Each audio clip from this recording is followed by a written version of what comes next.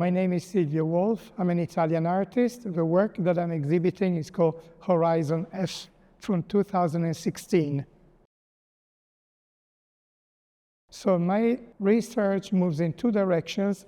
I produce lens-based work and site-specific installations in public artworks. Specifically, this work belongs to my series Horizons, which I began almost 20 years ago, and explores very much the roots of a medium: light, time, and process.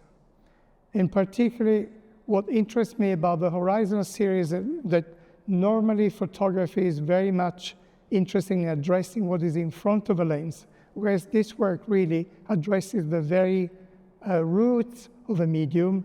And basically, these pictures, if we can call them pictures, they are actual appropriations from reject material from the photographic process. What I do, I appropriate the film leaders that are rejected from the photo labs, and eventually, once they're scanned, they become these images which somehow exist in the film before the first picture is taken.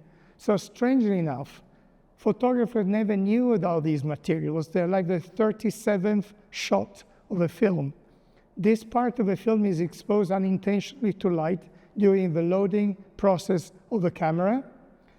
It's an off-camera process that happens inside the camera. These are not optical images, and this is really very important. Somehow they look, seemingly very abstract, but they're like the most referential images that have ever produced about photography, because it is as if photography was producing images of itself, or this very process and its very language. And another very important part of the work is chance, because no one really controls for how long that part of the film will be exposed, because eventually, what the black part exists is where the photographer will be able to take his or her photographs. So in fact, these are not just my photographs, these are appropriations from everybody's waste material.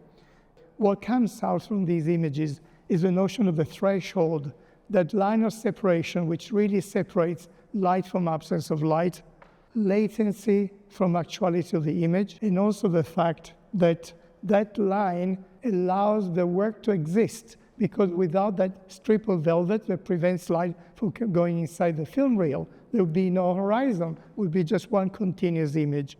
So somehow the image really embodies both polarities, which are basic to this kind of work. I think that somehow this work explores the notion of the linguistic landscapes, because it's exploring the full range of possibilities which are at the disposal of a photographer when they approach what is given outside the lens, what we are aiming to, what we're looking at. Somehow the medium is already embedding its own code, secret code, invisible code in the film. So it is stamped there before we take the first picture. Each medium has its own secret code, and this is really very much a depiction of what the photograph is in its very minimal and essential terms.